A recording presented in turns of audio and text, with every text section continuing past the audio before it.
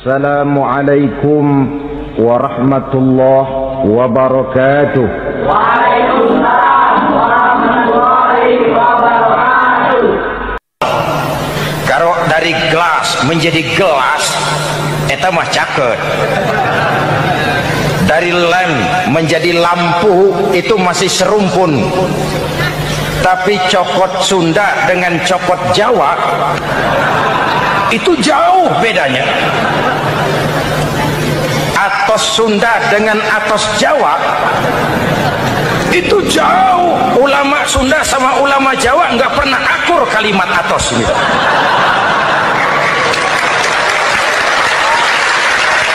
Anggap ini Ramadan terakhir yang diberikan Allah kepada kita. Kenapa? Memang tidak ada jaminan tahun depan ketemu Ramadan lagi. Tidak tahu kita Ramadan tahun depan nanti masih ketemu apa tidak. Sebagaimana kita tidak tahu kita masih hidup atau tidak.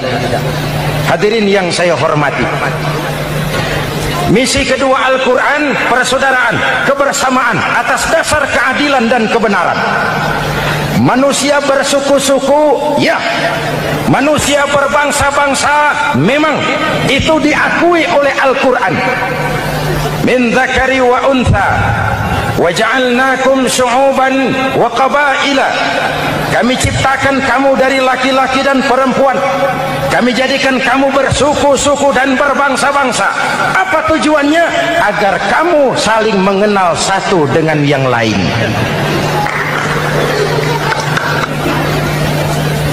Yang terlepas dari ras, dari manapun orang datang, apapun warna kulitnya, dari suku apapun ia dilahirkan, kalau akidahnya sama, itu kan saudara kita.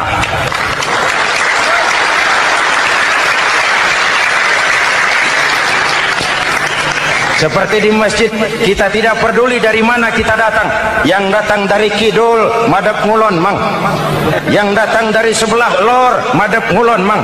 Yang datang dari sebelah wetan, madep kulon mang. Yang datang dari kulon, madep ngulon. Bukan soal dari mana kau datang, tapi satu arah menghadapmu. Kau mau Betawi, mau Sunda, mau Jawa, mau Padang, mau Aceh, mau Batak, mau Ambon, kita satu nusa, satu bangsa, satu bahasa. Marilah kita jadi lem perekat buat lingkungan kita di saat keutuhan kita sebagai bangsa sedang dalam ujian berat. Semangat kebersamaan atas dasar keadilan. Tidak ada mayoritas menekan minoritas. Umat Islam itu kalau besar, dia mampu melindungi yang kecil. Kalau kecil, dia bisa menjaga diri. Tiap sholat Jumat, khatib berpesan pada akhir khutbah kedua, Innallaha ya'muru bil adli wal ihsan. Innallaha ya'muru bil adli wal ihsan. Allah memerintahkan kamu menegakkan keadilan dengan argumen, bukan dengan sentimen. Mengajak, bukan mengejek.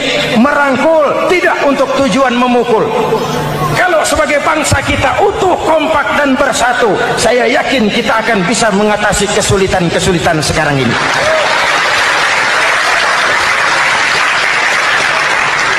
Kan kita prihatin kadang-kadang tawuran antar desa, antar RT, antar RW, antar kecamatan, sampai antar elit di atas. Makanya saya ulang lagi pesan ini, kalau elit di atas tawuran, jadilah penonton yang baik. Saudara-saudara kaum muslimin yang saya cintai, kita prihatin, kita seakan tercabut dari akar budaya kita sebagai bangsa. Kenapa kita yang berfalsafahkan Pancasila, kenapa kita yang berketuhanan yang Maha Esa tiba-tiba jadi beringas dan brutal? Ada maling ayam ketangkap, disiram bensin, dibakar hidup-hidup. Kok kita bisa begitu? Street justice, pengadilan jalanan mulai tegak. Iyalah kita tidak puas dengan kerja aparat kita, tapi jangan main hakim sendiri. Ini negara, bukan hutan.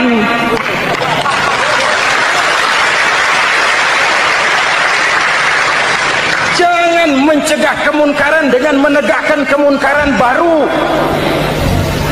Oleh hal-hal yang sepele yang mestinya kita bisa mencari jalan keluar dengan baik. Ayo luruskan saf, rapatkan barisan, satukan langkah, taukan hati. Kita satu umat yang satu, diikat oleh Al-Quran. Hanya dengan kebersamaan kita akan mampu menata hari esok yang lebih baik atas dasar keadilan dan kebenaran.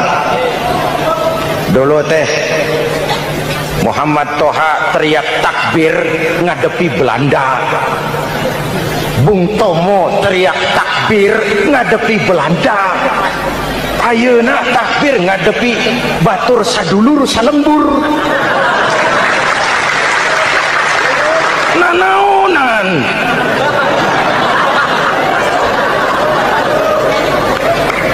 Bung Tomo teriak takbir, Muhammad Toha teriak takbir. Yang dihadapi jelas penjajah Belanda. Kita ngadepi saudara sendiri, Allahu Akbar. Yang sana teriak Allahu Akbar. Setan tepuk tangan di tengah. Ini misi kedua. Misi yang ketiga, Al-Quran membebaskan manusia dari gaya hidup sekuler. Quran mengingatkan, awas bung, ada hidup sesudah mati, ada akhirat sesudah dunia. Lebih untung orang yang percaya akhirat daripada yang tidak.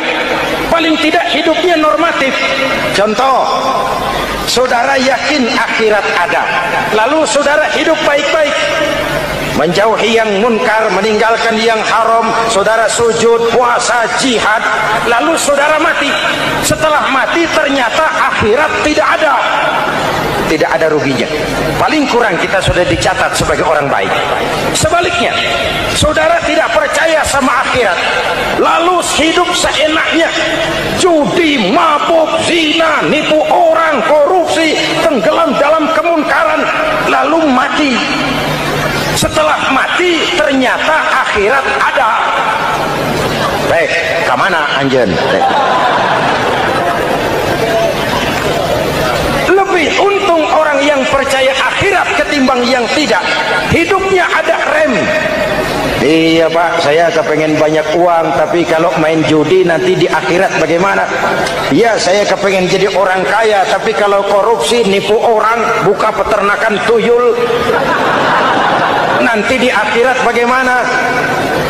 Gaya hidup yang berkeseimbangan.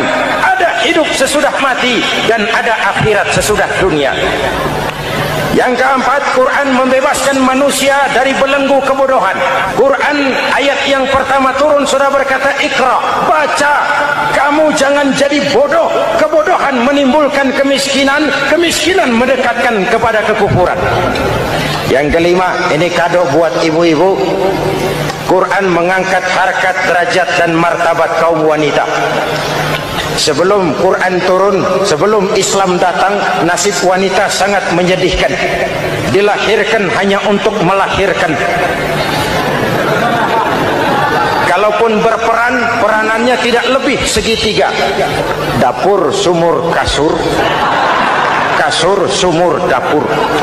Dapur, sumur, kasur.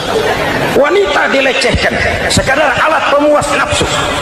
Datang Islam, Rasul terenyuh, An-nisa imadul bilad. Wanita adalah tiangnya negara. Jikalau baik wanita, baik negara. Jikalau rusak wanita, hancur negara.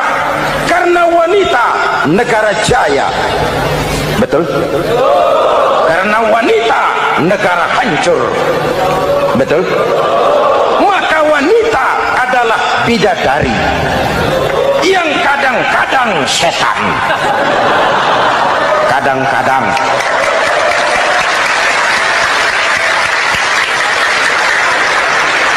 Ini yang hadir di sini bidadari semua.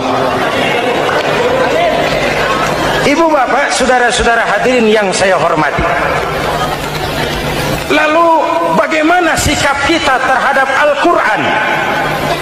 Quran sendiri menjelaskan, "Tsumma awratsnal kitaba alladzina istafaina min ibadina." Kemudian kami wariskan kitab Al-Quran yang kami pilih buat hamba-hamba kami yang terpilih. Luar biasa. Umatnya umat pilihan, Rasulnya Rasul pilihan, kitabnya pun kitab pilihan. Kami wariskan Al-Quran kepada hamba-hamba kami yang kami pilih. Bagaimana sikap mereka setelah menerima Al-Quran? Terbagi tiga. Pertama, wa minhum zalimun li nafsihi. Di antara mereka ada yang setelah menerima Al-Quran lalu zalim kepada dirinya sendiri. Diterimanya Al-Quran dengan lidahnya, tapi ditolak dengan perbuatannya. Mulutnya menjunjung Al-Quran, perbuatannya menginjak Al-Quran. Quran bilang ke barat, dia pergi ke timur. Quran bilang ke selatan, dia berangkat ke utara. Quran bilang haram, dia terjang. Quran bilang halal, dia tidak mau. Orang seperti itu tidak zalim kepada Allah, tapi zalim kepada dirinya sendiri. Apa kalau kita tidak sholat, Allah rugi? Apa kalau kita tidak bayar zakat, Tuhan bangkrut? Mudah-mudahan kita yang termasuk golongan ini. Amin. Yang kedua, wa minhum muqtasid. Di antara mereka ada yang menerima Quran 50-50. Separuh-separuh. Yang enak dilaksanakan, yang berat ditinggal. Padahal pada sisi lain Quran mengajarkan masuklah ke dalam Islam secara total, kafah, jangan separuh-separuh. Ini watak munafik. Kalau dilihat Islam menguntungkan, rame-rame teriak Islam. Ketika diminta berjihad, diminta berkorban, diminta zakat, rame-rame mengundurkan diri. Saya bangkrut Pak, saya miskin Pak, saya pailit Pak. Mental itu dalam awal-awal Baqarah dijelaskan. Kullama adha'a lahum masyaw fihi wa idza adlama 'alaihim qamu. Kalau terang mereka berangkat, kalau gelap mereka mandek. Itu ciri orang munafik beragama. Kalau Islam menguntungkan, rame-rame teriak Islam.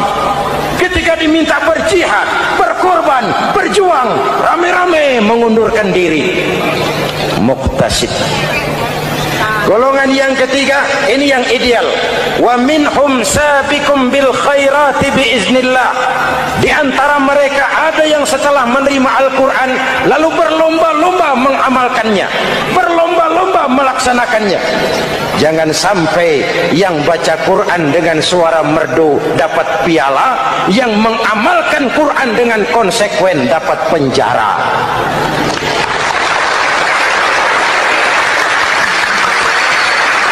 Itu ironi, itu menyedihkan, itu memilukan, dan itu memalukan. Pilihan terserah kita. Satu hadis Rasulullah mengajarkan begini: man ja'alal Qur'ana amamahu qadahu ilal jannah, wa man ja'alal Qur'ana khalfahu saqahu ilan nar. Siapa yang meletakkan Quran di depannya, dijadikannya Quran sebagai imam, Quran akan membimbing dia ke surga, surga dunia, lebih-lebih surga akhirat. Sebaliknya, siapa yang meletakkan Quran di belakang, dibelakanginya ajaran Quran, Quran akan mendorong dia ke neraka, neraka dunia, lebih-lebih neraka akhirat. Quran imam apa makmum? Kita makmum apa imam? Makmum ikut imam apa imam ikut makmum? Makmum ikut imam. Jikalau Quran adalah imam, jikalau kita adalah makmum. Ke barat kata Quran, ke barat kita berangkat. Ke timur kata Quran, ke timur kita menuju. Halal kata Quran, itu yang kita ambil.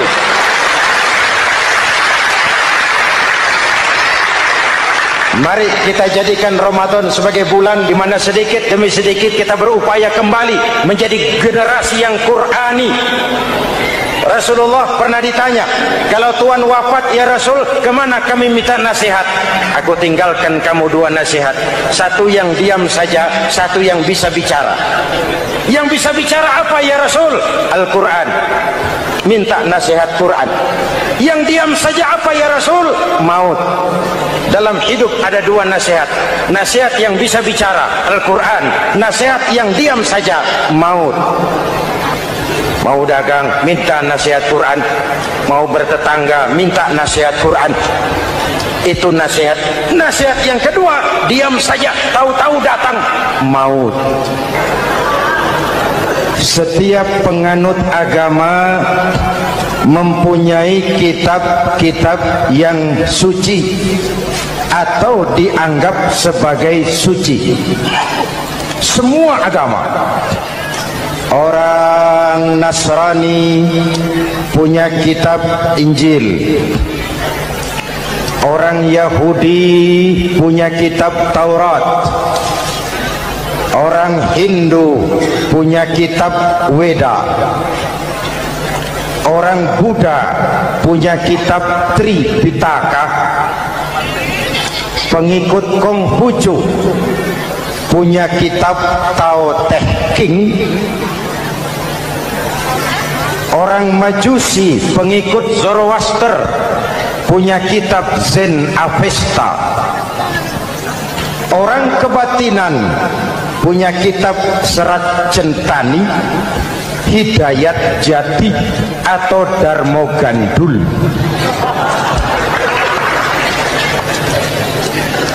Kita umat Islam oleh Allah diberikan Al-Quran yang kita yakini sebagai kitab suci. Kenapa sih kita yakin Quran itu kitab suci?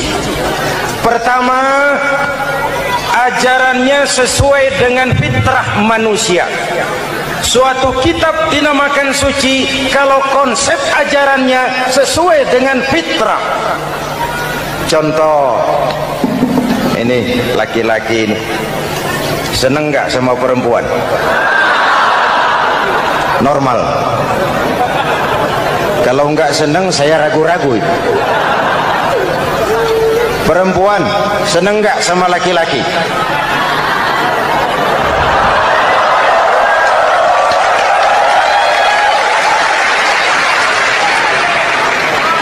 Ini fitrah.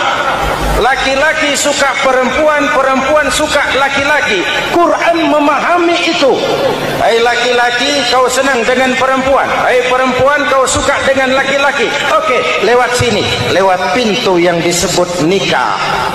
Kalau kitab suci melarang nikah, itu bertentangan dengan fitrah manusia. Maka dalam Quran, mulai dari umat sampai ulama dan segala profesi dianjurkan nikah. Kalau kiai tidak boleh nikah, saya pilih mengundurkan diri, Pak.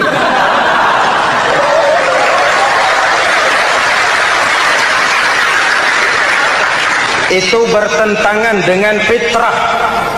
Lagian mubazir dikasih perabotan nggak dipakai.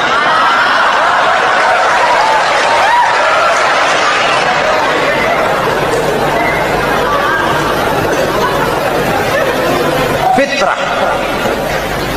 Contoh lagi, manusia perlu makan. Kalau ada kitab suci menyuruh puasa terus dari pagi sampai sore sampai malam sampai pagi lagi, eta teh kitab gelo.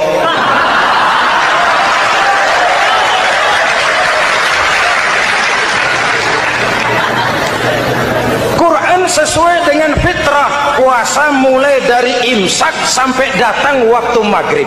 Puasa ngebleng dari pagi sampai sore sampai malam merusak kesehatan. Malam berpuasa boleh bergaul dengan istri. Kenapa? Fitrah.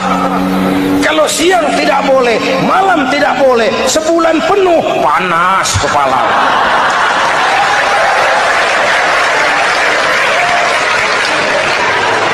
Rontok rambut. Hadirin yang saya hormati, itu yang pertama. Yang kedua, kita yakini Quran sebagai kitab suci karena isinya tidak saling bertentangan, konsekuen, konsisten.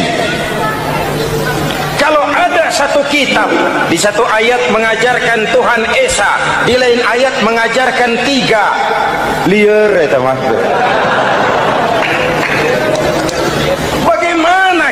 suci isinya paradoks? Bagaimana kitab suci isinya saling bertentangan? Di ayat manapun sekali Quran berkata Allah itu Esa, selamanya Esa. Isinya tidak saling bertentangan. Lalu yang ketiga, kita yakini Quran kitab suci karena dia bersih dari intervensi manusiawi. Sejak turunnya Al-Quran menantang, jikalau kamu ragu terhadap Quran yang kami turunkan kepada hamba kami Muhammad, kamu anggap itu cuma bikinan Muhammad. Kalau Muhammad bisa, kamu tentu bisa.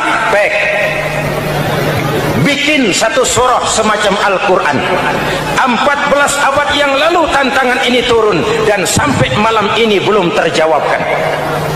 Pak, barangkali tidak ada yang mau coba. Banyak. Antara lain Musailamah Al-Kazzab. Dia mencoba membuat menandingi Al-Quran. Dia buat satu surah namanya surah Al-Fil.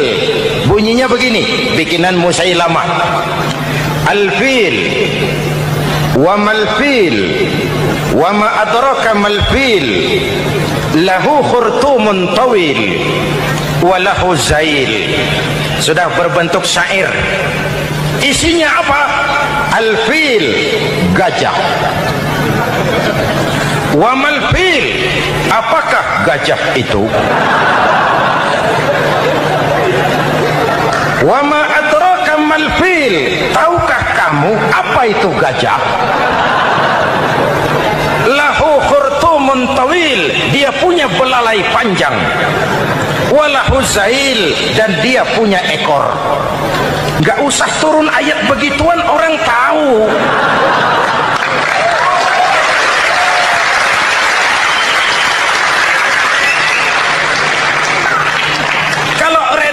Mendekati, maka isi jauh panggang dari api. Kitab suci bersih dari campur tangan manusiawi. Maka Al-Quran, ke bahasa apapun dia diterjemahkan, naskah aslinya tetap ikut. Dia boleh diterjemahkan ke bahasa Sunda, bahasa Jawa, bahasa Padang, bahasa Inggris, bahasa Jerman, bahasa Belanda, naskah aslinya tetap ada. Kenapa? Bahasa ke bahasa perbedaannya sering frontal. Kalau dari gelas menjadi gelas, eta mah caket. Dari lamp menjadi lampu, itu masih serumpun. Tapi cokot Sunda dengan cokot Jawa itu jauh bedanya. Atos Sunda dengan atos Jawa itu jauh. Ulama Sunda sama ulama Jawa nggak pernah akur kalimat atos gitu.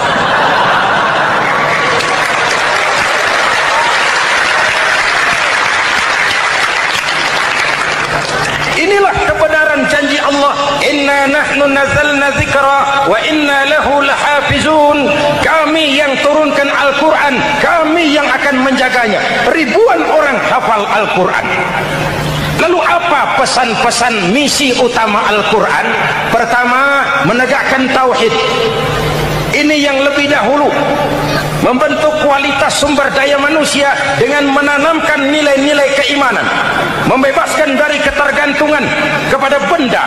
Ya ayyuhan nasu ubudu rabbakumul ladzi khalaqakum.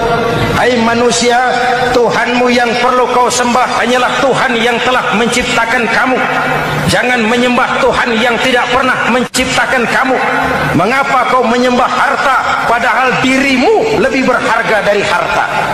Kenapa kau menyembah pangkat dan jabatan padahal dirimu lebih berharga dari pangkat dan jabatan?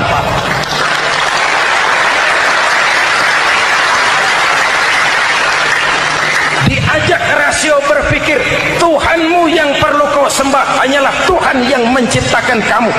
Dan Tuhan yang menciptakan kamu itu Tuhan yang lam yalid walam yulad, yang laisa kamislihi syai'un, dan itulah Allah Subhanahu wa ta'ala.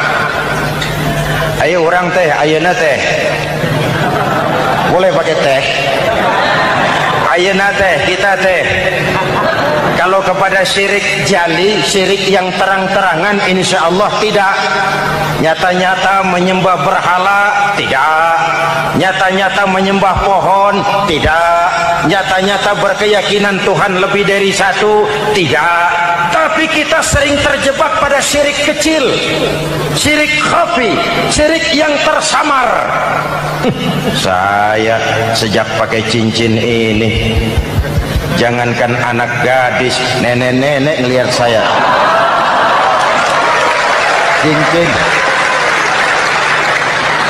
Jangankan anak gadis, nenek-nenek lihat saya lemes cincin. Ini saya sejak ada perkutut rumah ini dagang lancar perkutut. Ini Ramadan, bulan penempaan nilai-nilai keimanan. Misi utama Quran menegakkan tauhid, mengurangi kemusyrikan, membebaskan manusia dari ketergantungan kepada benda. Dari situ kualitas sumber daya manusia dimulai. Saya sering ungkapkan selama ini sistem pendidikan kita cuma mengisi otak, bukan membentuk watak. Otak diisi segala macam ilmu, tapi hati kosong, agama rapuh, akhirnya moral rendah. Muncul manusia-manusia yang pintar, cuma sayang tidak benar.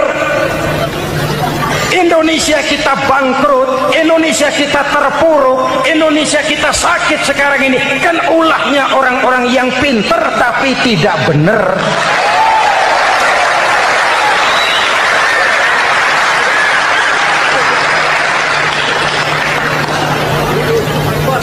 Saya bicara kayak begini, ini bukan pidato politik, ini nurani politik naon kadut.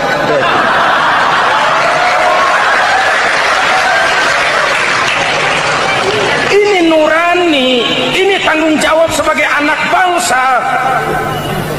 Ibu bapak, saudara-saudara hadirin yang saya hormati, Rasul kalau masuk sepertiga yang akhir, sing-singan baju, hamparkan sajadah, lebih banyak di masjid daripada di rumah.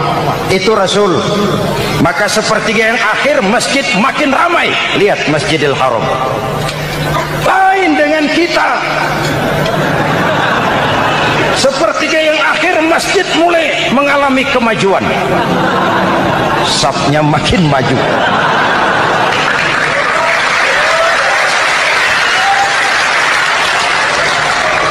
Pasar ramai, terminal beludak. Padahal sepertiga yang akhir itu puncak. Padahal di situ nilai tambah. Dan anggap ini Ramadan terakhir yang diberikan Allah kepada kita. Kenapa? Memang tidak ada jaminan tahun depan ketemu Ramadan lagi.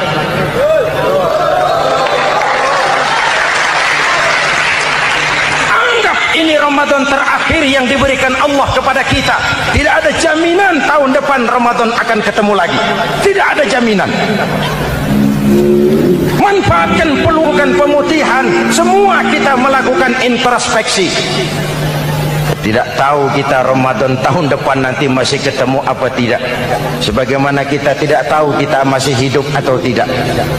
Hadirin yang saya hormati, misi kedua Al-Quran, persaudaraan, kebersamaan atas dasar keadilan dan kebenaran. Manusia bersuku-suku, ya.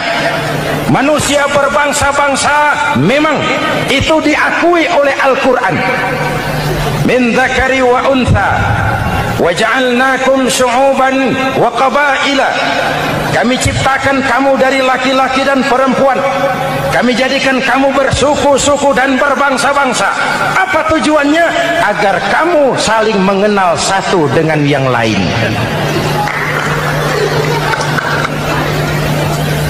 Yang terlepas dari ras, dari manapun orang datang, apapun warna kulitnya, dari suku apapun ia dilahirkan, kalau akidahnya sama, itu kan saudara kita.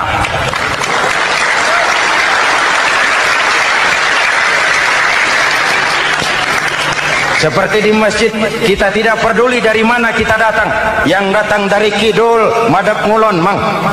Yang datang dari sebelah lor, madep ngulon mang. Yang datang dari sebelah wetan, madep kulon mang. Yang datang dari kulon, madep ngulon. Bukan soal dari mana kau datang, tapi satu arah menghadapmu. Kau mau mau Betawi, mau Sunda, mau Jawa, mau Padang, mau Aceh, mau Batak, mau Ambon, kita satu nusa, satu bangsa, satu bahasa. Marilah kita jadi lem perekat buat lingkungan kita di saat keutuhan kita sebagai bangsa sedang dalam ujian berat. Semangat kebersamaan atas dasar keadilan. Tidak ada mayoritas menekan minoritas. Umat Islam itu kalau besar, dia mampu melindungi yang kecil. Kalau kecil, dia bisa menjaga diri. Tiap solat Jumat, khatib berpesan pada akhir khutbah kedua, Innallaha ya'muru bil adli wal ihsan. Innallaha ya'muru bil adli wal ihsan. Allah memerintahkan kamu menegakkan keadilan dengan argumen, bukan dengan sentimen. Mengajak, bukan mengejek. Merangkul, tidak untuk tujuan memukul. Kalau sebagai bangsa kita utuh, kompak dan bersatu, saya yakin kita akan bisa mengatasi kesulitan-kesulitan sekarang ini.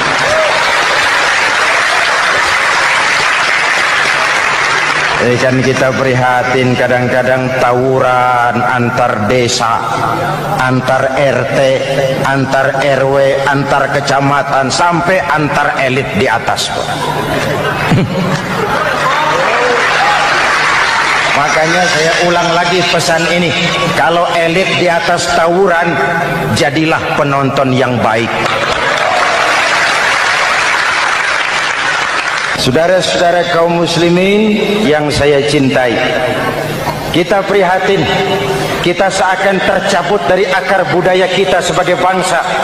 Kenapa kita yang berfalsafahkan Pancasila, kenapa kita yang berketuhanan yang Maha Esa tiba-tiba jadi beringas dan brutal? Ada maling ayam ketangkap, disiram bensin, dibakar hidup-hidup. Kok kita bisa begitu? Street justice, pengadilan jalanan mulai tegak. Iyalah kita tidak puas dengan kerja aparat kita, tapi jangan main hakim sendiri. Ini negara, bukan hutan.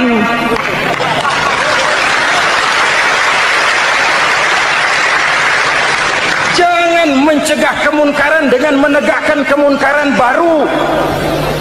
Sejak turunnya Al-Quran menantang, jikalau kamu ragu terhadap Quran yang kami turunkan kepada hamba kami Muhammad, kamu anggap itu cuma bikinan Muhammad. Kalau Muhammad bisa, kamu tentu bisa. Baik, bikin satu surah semacam Al-Quran. 14 abad yang lalu tantangan ini turun, dan sampai malam ini belum terjawabkan. Pak, barangkali tidak ada yang mau coba. Banyak. Antara lain Musailamah Al-Kazzab, dia mencoba membuat menandingi Al-Quran. Dia buat satu surah namanya surah Al-Fil. Bunyinya begini, bikinan Musailamah. Al-Fil, wa mal-fil, wa ma adraka mal-fil, lahu khurtumun tawil, wa lahu zail. Sudah berbentuk syair. Isinya apa? Al-fil, gajah. Wa mal-fil, apakah gajah itu? Wa ma adraka mal-fil, tahukah kamu apa itu gajah? Lahu khurtumun tawil, dia punya belalai panjang. Walahu zail, dan dia punya ekor. Gak usah turun ayat begituan, orang tahu.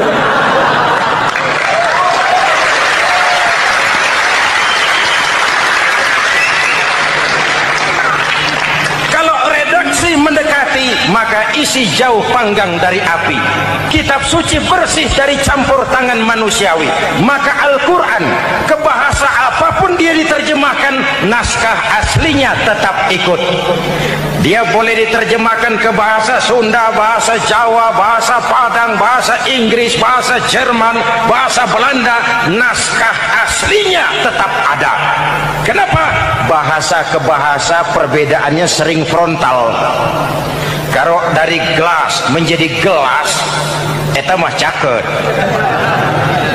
Dari lamp menjadi lampu, itu masih serumpun. Tapi cokot Sunda dengan cokot Jawa itu jauh bedanya. Atos Sunda dengan atos Jawa itu jauh. Ulama Sunda sama ulama Jawa nggak pernah akur kalimat atos ini.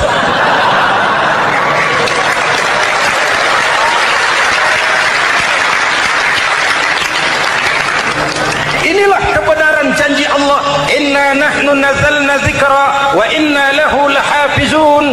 Kami yang turunkan Al-Quran, kami yang akan menjaganya. Ribuan orang hafal Al-Quran. Lalu apa pesan-pesan misi utama Al-Quran? Pertama, menegakkan tauhid. Ini yang lebih dahulu, membentuk kualitas sumber daya manusia dengan menanamkan nilai-nilai keimanan, membebaskan dari ketergantungan kepada benda. Ya ayyuhan nasu ubudu rabbakumul ladzi khalaqakum. Hai manusia, Tuhanmu yang perlu kau sembah hanyalah Tuhan yang telah menciptakan kamu. Jangan menyembah Tuhan yang tidak pernah menciptakan kamu.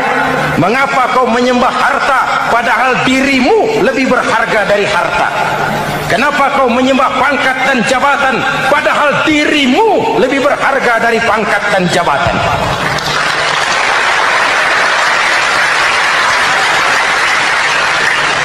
Diajak rasio berpikir, Tuhanmu yang perlu kau sembah hanyalah Tuhan yang menciptakan kamu. Dan Tuhan yang menciptakan kamu itu Tuhan yang lam yalid walam yulad, yang laisa kamislihi syai'un, dan itulah Allah Subhanahu wa ta'ala. Ayo orang teh, ayeuna teh boleh pakai teh. Ayeuna teh, kita teh kalau kepada syirik jali, syirik yang terang-terangan, insya Allah tidak. Nyata-nyata menyembah berhala, tidak. Nyata-nyata menyembah pohon, tidak. Nyata-nyata berkeyakinan Tuhan lebih dari satu, tidak. Tapi kita sering terjebak pada syirik kecil, syirik khafi, syirik yang tersamar. Saya sejak pakai cincin ini, jangankan anak gadis, nenek-nenek ngelihat saya cincin. Jangankan anak gadis, nenek-nenek lihat saya lemes cincin. Ini saya sejak ada perkutut rumah ini dagang lancar perkutut. Oleh hal-hal yang sepele yang mestinya kita bisa mencari jalan keluar dengan baik. Ayo luruskan saf, rapatkan barisan, satukan langkah, tautkan hati. Kita satu umat yang satu, diikat oleh Al-Quran. Hanya dengan kebersamaan kita akan mampu menata hari esok yang lebih baik atas dasar keadilan dan kebenaran. Dulu teh Muhammad Toha teriak takbir ngadepi Belanda. Bung Tomo teriak takbir ngadepi Belanda. Ayeuna takbir ngadepi batur sadulur salembur. Nanaunan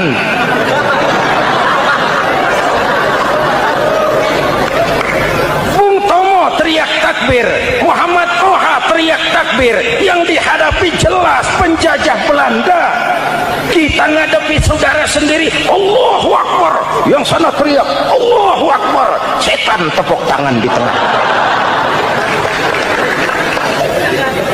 Yuk kita rukun yuk, kita kompak yuk, kita bersatu yuk, kita pulang yuk.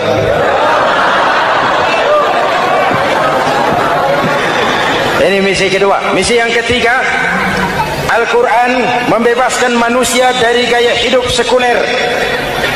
Quran mengingatkan, awas bung, ada hidup sesudah mati, ada akhirat sesudah dunia. Lebih untung orang yang percaya akhirat daripada yang tidak. Paling tidak hidupnya normatif. Contoh, saudara yakin akhirat ada, lalu saudara hidup baik-baik, menjauhi yang munkar, meninggalkan yang haram, saudara sujud, puasa, jihad, lalu saudara mati. Setelah mati ternyata akhirat tidak ada. tidak ada ruginya. Paling kurang kita sudah dicatat sebagai orang baik. Sebaliknya, saudara tidak percaya sama akhirat, lalu hidup seenaknya, judi, mabuk, zina, nipu orang, korupsi, tenggelam dalam kemunkaran, lalu mati. Setelah mati ternyata akhirat ada. Baik, kemana anjen? Lebih untung orang yang percaya akhirat ketimbang yang tidak. Hidupnya ada rem. Iya Pak, saya kepengen banyak uang, tapi kalau main judi nanti di akhirat bagaimana? Iya, saya kepengen jadi orang kaya, tapi kalau korupsi, nipu orang, buka peternakan tuyul, nanti di akhirat bagaimana? Gaya hidup yang berkeseimbangan, ada hidup sesudah mati dan ada akhirat sesudah dunia. Yang keempat, Quran membebaskan manusia dari belenggu kebodohan. Quran ayat yang pertama turun sudah berkata, Iqra, baca, kamu jangan jadi bodoh. Kebodohan menimbulkan kemiskinan, kemiskinan mendekatkan kepada kekufuran. Yang kelima, ini kado buat ibu-ibu. Quran mengangkat harkat, derajat dan martabat kaum wanita. Sebelum Quran turun, sebelum Islam datang, nasib wanita sangat menyedihkan. Dilahirkan hanya untuk melahirkan. Kalaupun berperan, peranannya tidak lebih segitiga. Dapur, sumur, kasur. Kasur, sumur, dapur. Dapur, sumur, kasur. Wanita dilecehkan, sekadar alat pemuas nafsu. Datang Islam, Rasul terenyuh, An-nisa imadul bilad. Wanita adalah tiangnya negara. Jikalau baik wanita, baik negara. Jikalau rusak wanita, hancur negara. Karena wanita, negara jaya. Betul? Karena wanita, negara hancur. Betul? Maka wanita adalah bidadari yang kadang-kadang setan. Kadang-kadang.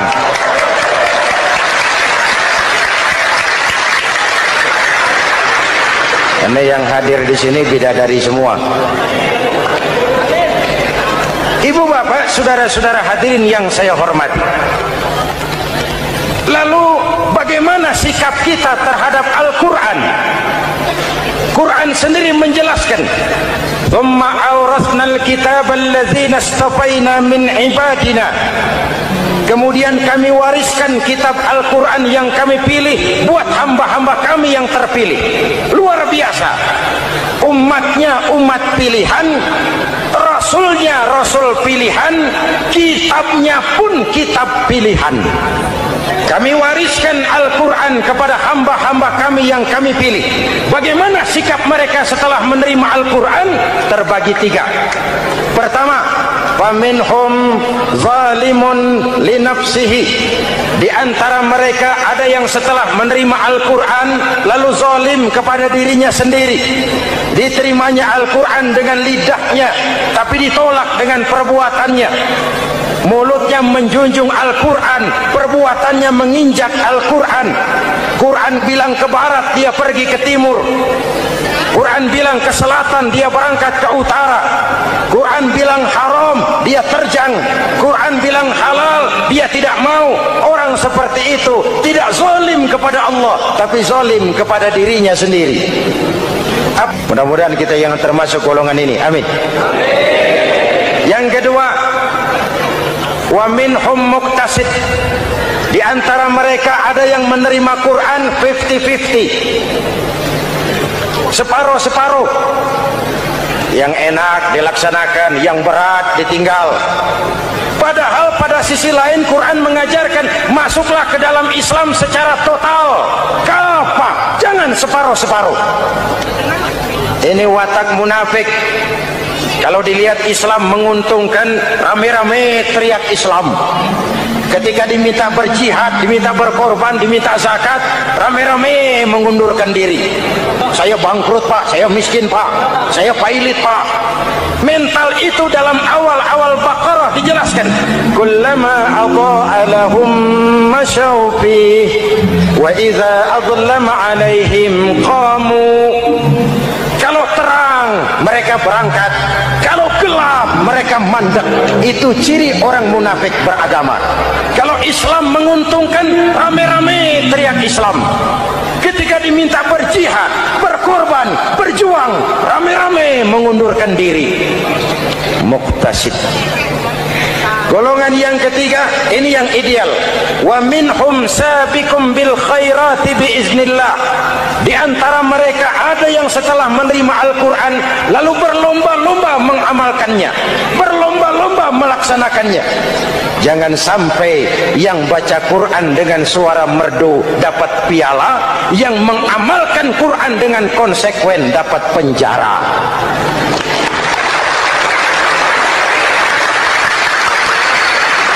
Itu ironi, itu menyedihkan, itu memilukan, dan itu memalukan.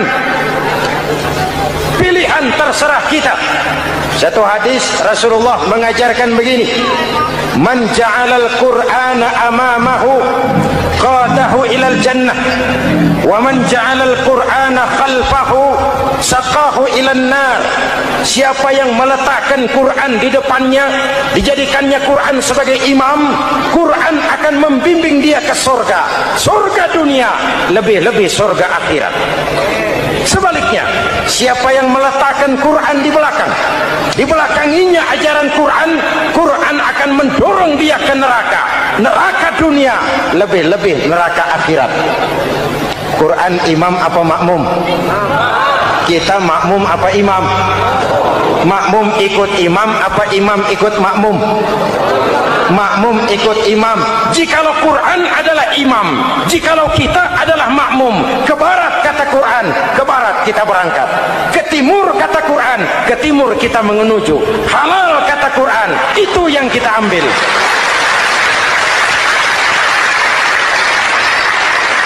Mari kita jadikan Ramadan sebagai bulan di mana sedikit demi sedikit kita berupaya kembali menjadi generasi yang Qurani. Rasulullah pernah ditanya, kalau Tuhan wafat ya Rasul, kemana kami minta nasihat? Aku tinggalkan kamu dua nasihat, satu yang diam saja, satu yang bisa bicara. Yang bisa bicara apa ya Rasul? Al-Quran. Minta nasihat Quran. Yang diam saja apa ya Rasul? Maut. Dalam hidup ada dua nasihat. Nasihat yang bisa bicara, Al-Quran. Nasihat yang diam saja, maut. Mau dagang, minta nasihat Quran. Mau bertetangga, minta nasihat Quran. Itu nasihat. Nasihat yang kedua, diam saja, tahu-tahu datang maut. Makanya anggap ini Ramadan terakhir yang diberikan Allah kepada kita, karena tahun depan tidak ada jaminan kita bertemu Ramadan. Manfaatkan 10 yang akhir untuk meningkatkan nilai ibadah kita kepada Allah Subhanahu wa taala. Sesungguhnya harta, dinar, dirham, uang di mana-mana selalu bikin hebat orang yang memilikinya. Coba lihat, orang yang punya duit sama yang enggak punya duit, jangan gaya hidupnya, gaya jalannya aja lain.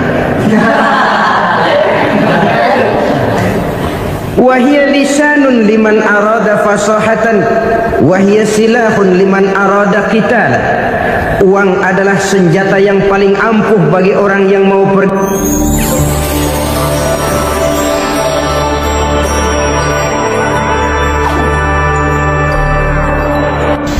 Bapak-bapak, ibu-ibu, saudara-saudara kaum muslimin rahimakumullah. Murai di dahan dan kokok ayam di kandang. Dunia ini penuh dengan berbagai macam kesibukan. Sejak dari petani yang turun ke ladang, pedagang yang berangkat ke pasar, pelajar yang menuju sekolah, sampai kepada pegawai yang berangkat ke kantor, seluruhnya tidak lain untuk mencari sesuatu yang bernama bahagia. Setiap orang menginginkan kebahagiaan, dan tidak seorang pun menginginkan kesengsaraan dalam kehidupan ini. Namun nyatanya tidak setiap orang yang ingin bahagia mengetahui jalan yang harus ditempuhnya untuk sampai kepada kebahagiaan itu. Maka pada kesempatan pertemuan kali ini saya ingin menyampaikan sebuah hadis dari junjungan kita baginda Nabi besar Muhammad sallallahu alaihi wasallam yang termuat dalam kitab Mukhtarul Ahadits An-Nabawiyah, di mana beliau bersabda, arba'un min sa'adatil mar'i. Ada 4 perkara yang merupakan tanda dari orang bahagia. Saya mau tanya, di antara saudara-saudara yang hadir di sini, apa ada yang kepengen jadi orang sengsara? Seluruhnya tentu ingin mendapatkan kebahagiaan. Maka menurut resep dari Nabi kita, tanda orang bahagia itu 4. Jadi kalau saudara ingin bahagia harus mempunyai 4 perkara ini. Yang pertama, orang bahagia itu kata Nabi, darun wasi'un. Punya rumah biar bagus asal gede. Enak ngaturnya daripada sudah punya rumah kecil adanya di pinggir kali, gubuk, kalau hujan bocor miring lagi, kiamat. Loh, kalau gitu Islam materialis dong.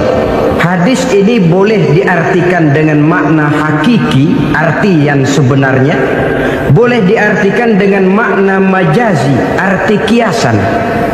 Kalau dia diartikan dengan arti kias, maka yang dimaksud darun wasi'un ay qalbun wasi'un. Rumah yang luas tidak lain daripada hati yang lapang. Karena di situ kunci kebahagiaan yang sebenarnya. Walaupun kita cuma tinggal di petak berukuran 2 kali 3 meter, kalau hati kita luas-luas rasanya rumah itu. Tapi biar rumah kita halamannya saja puluhan ribu hektar, ada kolam renangnya, kamar tidurnya tidak lagi terhitung. Kalau hati yang menempati rumah itu sempit, maka akan terasa sempit jugalah rumah itu. Tempat bergantungnya tidak lain adalah hati. Marilah kita mencoba melihat berbagai pandangan orang tentang bahagia ini. Ada orang menyangka bahwa bahagia itu kalau dia mendapatkan harta yang sebanyak-banyaknya. Siapa yang banyak harta, dialah raja. Apa yang dia mau seluruhnya bisa dibeli. Keamanannya dia bisa menyewa petugas. Seluruh fasilitas untuk menyenangkan kehidupannya bisa dibeli. Pendeknya, hartalah segala-galanya dalam kehidupan. Sampai ada pepatah mengatakan, innad darahima fil amakini kulliha taksur rijala mahabatan wa jalala. Sesungguhnya harta, dinar, dirham, uang di mana-mana selalu bikin hebat orang yang memilikinya. Coba lihat, orang yang punya duit sama yang enggak punya duit, jangan gaya hidupnya, gaya jalannya aja lain.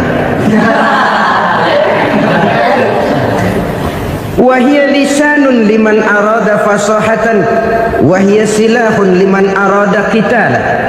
Uang adalah senjata yang paling ampuh bagi orang yang mau pergi perang, dan lidah yang paling fasih bagi orang yang mau bicara. Kalau bicara dengan lidah macet, cobalah bicara dengan harta, lancar. Sampai ada pepatah demikian, segalanya bisa diatur dengan harta. Maka di kalangan orang yang berpandangan semacam itu, seluruh kegiatan hidupnya hanya terfokus kepada bagaimana mengumpulkan harta yang sebanyak-banyaknya. Tidak peduli halal haram, tidak kenal sore pagi siang dan malam, tidak sempat sujud, jauh dari agama, jauh dari kehidupan yang bersifat ruhaniyah, jauh dari Allah dan sebagainya. Sampai dalam Al-Quran dikelompokkan dalam kelompok yang dinamakan lumazah. Allazi jama'a malahu wa addadah, yahsabu anna malahu akhlada. Mereka mengumpul-ngumpulkan harta sebanyak-banyaknya dan menyangka bahwa harta yang banyak itu dapat mengekalkan hidupnya, mengekalkan kekayaannya, mengekalkan kebahagiaannya. Saudara hadirin yang berbahagia, kalau pandangan hidup ini benar, artinya kalau harta memang merupakan satu-satunya hal yang dapat membuat orang bahagia, tentu di rumah mewah tidak akan pernah ada tangis derita. Tentu di satu tempat di mana fasilitas hidup serba menunjang tidak ada yang namanya penderitaan. Tapi suka dan duka, sedih dan gembira, senyum dan tawa adalah milik setiap orang, baik dia punya harta maupun dia tidak punya harta. Nyatalah bahwa harta semata-mata bukan merupakan jaminan bahwa orang akan bahagia. Walaupun tanpa harta orang sulit untuk bahagia. Saya mau cerita, ada orang super kaya, namanya Aristotle Onesimus, Raja Tanker Yunani. Dia punya kapal tanker saja konon sampai 11 banyaknya. Punya perusahaan penerbangan yang disebut Olympic Airlines. Punya hotel di berbagai kota besar di dunia ini, sejak dari New York, London, Paris, Rome dan sebagainya. Bahkan punya pulau yang dia namakan Pulau Scorpio. Ini kan namanya sudah kaya nggak tanggung-tanggung, punya pulau. Nah, dia punya 2 orang anak, yang satu laki-laki namanya Alexander, yang satu perempuan namanya Maria Onesimus. Seluruh harapannya tertumpah kepada anak lakinya Alexander ini, yang akan meneruskan usahanya, meneruskan kekayaannya, meneruskan dinastinya. Apa yang terjadi? Ternyata anak yang dia harapkan yang bernama Alexander ini mati muda dalam kecelakaan pada waktu dia olahraga. Apa olahraganya? Namanya olahraga anak orang kaya, golongan jet set. Olahraganya olahraga pesawat terbang. Jatuh, ya nggak kaput, habis mati. Tinggal satu anak perempuannya, Maria Onesimus. Tapi anak perempuan ini juga malah urakan. Terakhir dia pacaran, bahkan kemudian kawin sama orang Rusia. Rupanya Aristotle Onesimus ini broken. Kekayaannya yang berlimpah ruah, perusahaannya yang begitu banyak, siapa yang akan meneruskan? Siapa yang akan menggantikan? Sampai kemudian dia mengurung diri di Pulau Scorpio dan mati di sana secara mengenaskan. Seorang multi jutawan, seorang yang super kaya, mati menyendiri di pulau sepi. Ibarat kata pepatah, anak ayam mati di lumbung. Bukan kekurangan makanan, keurugan makanan. Begitu kehidupan Aristotle Onesimus. Dan banyak orang-orang yang sudah demikian kaya sampai dibingungkan oleh kekayaannya sendiri. Telusurilah kehidupan David Rockefeller misalnya, Henry Ford misalnya, Adnan Khashoggi misalnya. Multi jutawan yang kadang-kadang dibuat keder oleh kekayaannya sendiri. Pantas ketika Imam Ali ditawarkan orang, "Ya Ali, kalau kepadamu disuruh pilih ilmu atau harta, kau pilih mana?" Ya jelas pilih ilmu dong. Kenapa? Pertama, ilmu kalau kita berikan kepada orang lain tambah. Tapi harta kalau kita berikan kepada orang lain kurang. Saudara punya uang 10.000, dibagi orang 5.000, jelas uang saudara berkurang. Tapi saudara punya ilmu, diberikan kepada orang lain bisa, saudara pun makin mantap. Tidak lantas jadi bodoh karena ngajarin orang. Saudara bisa Fatihah lalu mengajarkan orang Fatihah. Orang bisa, saudara pun makin hafal. Tidak lantas setelah diajarin orang ilmunya hilang. Begitu datang dia minta orang, "Tolong ajarin saya Fatihah." Udah habis, nggak ada.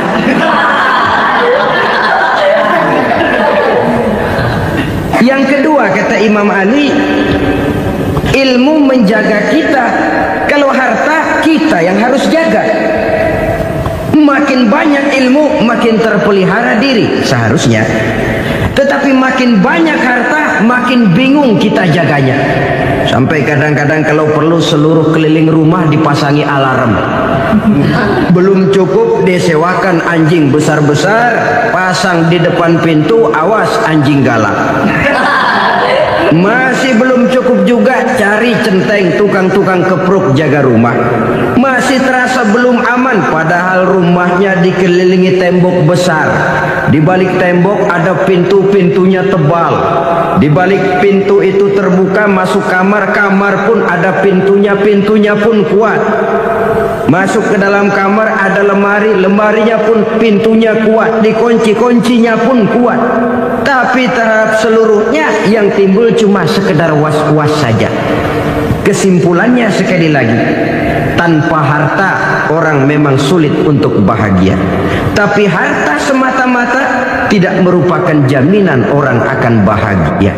Dengan hati yang luas, itu modal utama untuk mencapai kebahagiaan hidup. Orang yang hatinya luas, saudara-saudara, punya hati yang lapang, melihat kenyataan hidup ini, dia bersyukur senantiasa kepada Allah. Lantas tidak timbul hasud dan iri hatinya. Oleh karena itu jiwanya selalu lapang. Kalau tidak, cupik hati namanya, dangkal pandangan, tidak senang melihat orang lain dapat nikmat, dan itu sering dijadikan contoh. Kalau orang yang lapang dada, dia lihat tetangganya beli TV baru, dia berkata, alhamdulillah ya, tetangga kita beli TV, mudah-mudahan kita bisa ikut nonton. Lapang dadanya. Tapi orang yang sempit hati, lihat tetangga beli televisi, meriang. Enggak dianggap apa-apain, meriang. Besoknya dengar tetangga beli motor, makin sakit, ke rumah sakit. Lalu di rumah sakit dengar tetangganya beli mobil, mati. Disiksa oleh perasaannya sendiri. Orang kalau hati sudah sempit dalam hidup, kemanapun dia pergi, sempit rasanya medan kehidupannya. Kemudian kita melihat juga ada orang yang menilai bahwa bahagia itu katanya kalau punya kedudukan yang tinggi, pangkat yang agung, wibawa yang besar. Mungkin betul, tapi mungkin juga tidak. Bergantung kepada hati orang yang punya pangkat itu. Sama dengan harta tadi. Harta akan membawa bahagia kalau dia jatuh ke tangan orang yang berhati lapang. Tapi harta akan jadi bencana kalau jatuh ke tangan hati orang yang sempit. Pangkat akan membawa bahaya kalau jatuh di tangan hati orang yang sempit. Lebih dari itu, kenyataan mengajarkan kepada kita bahwa ternyata pangkat dan jabatan tidak selamanya memberikan kebahagiaan dalam kehidupan. Bahkan resikonya kelewat besar. Beberapa bukti kita bisa ambil dari para pemimpin dunia yang menjadi korban lantaran pangkat dan jabatan yang disandangnya. Saudara ingat Presiden Abraham Lincoln dan John Kennedy dari Amerika dibunuh orang. Park Chung-hee dari Korea Selatan, Ziaur Rahman dari Bangladesh, Anwar Sadat dari Mesir, terakhir Indira Gandhi dari India, menjadi korban dari pangkat dan jabatan yang disandangnya dari orang-orang yang tidak senang dia memegang jabatan itu. Dia akan mudah mengundang bencana. Sehingga pantas kalau seorang presiden terkemuka Amerika, Harry Truman namanya, dia mengatakan jabatan presiden itu, kata dia, seperti orang nunggang macan, naik macan. Harus kita taiki, kalau enggak dia bakal nerkam kita, ngeri katanya. Adapun orang yang hatinya lapang, kalau dia menerima pangkat dan jabatan, dianggapnya itu satu kesempatan untuk berbuat baik. Tapi orang yang berhati sempit, menerima pangkat dan jabatan, bukan kadang-kadang menerima, malah berusaha setengah mati mencapai dengan segala cara. Kalau perlu jilat atas, jilat atas. Jadi golongan sumuhun Dawud. Jadi kelompok kulon nuwun, yes sir, yang kerjanya cuma oke bos. Kalau perlu jilat atas, jilat atas. Kalau perlu injak yang bawah, injak yang bawah. Perlu sikut kiri kanan, sikut kiri kanan. Yang penting pangkat dapat, jabatan dapat. Orang yang semacam ini, kalau sudah mempunyai pangkat dan jabatan, biasanya dia tidak menganggap itu sebagai amanah, tidak menganggap sebagai kesempatan berbuat baik, tapi malah kesempatan untuk memperturutkan hawa nafsunya yang dilatar belakangi oleh kesempitan hatinya tadi. Apalagi kalau orang memperoleh pangkat karena banyak mengeluarkan uang. Seakan-akan pangkat dan jabatan itu sekarang macam proyek, pakai tender. Siapa yang berani bayar segini, naik. Nggak berani, minggir. Padahal logikanya, kalau orang mencapai satu jabatan karena banyak mengeluarkan uang, hampir bisa dipastikan bahwa setelah jabatan itu dia pegang, langkah pertama yang akan dilakukannya ialah berusaha bagaimana uang yang dia keluarkan supaya kembali. Ya paling kurang pulang modal dulu dong. Soal mikirin rakyat, soal nanti, tapi ini modal harus pulang. Itu celakanya kalau orang memperoleh pangkat dan jabatan cuma karena banyak mengeluarkan uang. Jarang orang yang mempunyai keyakinan dan pandangan bahwa pangkat dan jabatan merupakan amanah. Jadi sekali lagi, pangkat dan jabatan mungkin saja membawa kebahagiaan kalau jatuh ke tangan orang yang berhati lapang. Tapi bisa jadi bencana kalau dia jatuh ke tangan orang yang mempunyai hati yang sempit. Dan lagi-lagi stresnya hati yang lapang.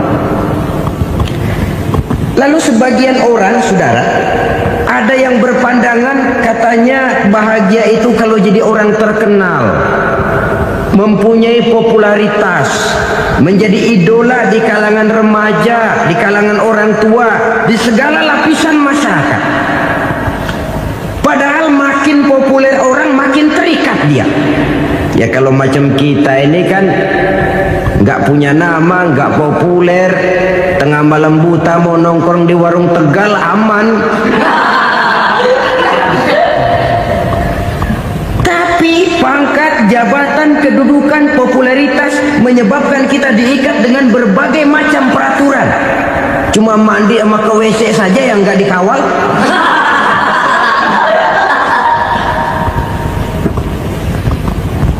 Benarkah popularitas, ketenaran membawa kebahagiaan? Mungkin, ya, tapi mungkin juga tidak. Kenapa? Banyak orang-orang populer yang mengakhiri hidupnya secara tragis. Kita ambil beberapa nama. Di Amerika tahun 60-an ada bintang seksi paling terkenal yang dijuluki seks bom, bom seksi. Sampai sekarang jadi legenda, namanya Marilyn Monroe. Singkatan dobelnya itu inisialnya MM, Marilyn Monroe. Terkenal, top, sampai dia mati tahun 62. Namanya sekarang masih saja dibicarakan orang. Kenapa dia bunuh diri? Tidak punya hartakah dia? Banyak. Kurang populerkah dia? Seluruh dunia mengenalnya. Sejak rakyat kecil sampai pejabat tinggi dia punya hubungan. Kenapa? Jenuh. Dia terlahir dalam keadaan yatim. Setelah itu tidak lama dia berangkat remaja, ibunya meninggal.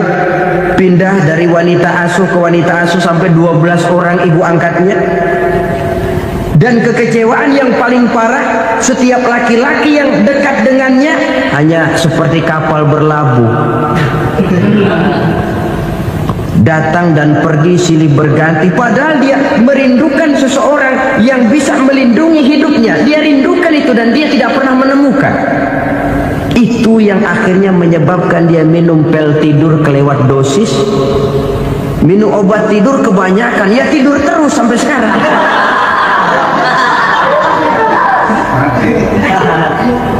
Dia mengakui,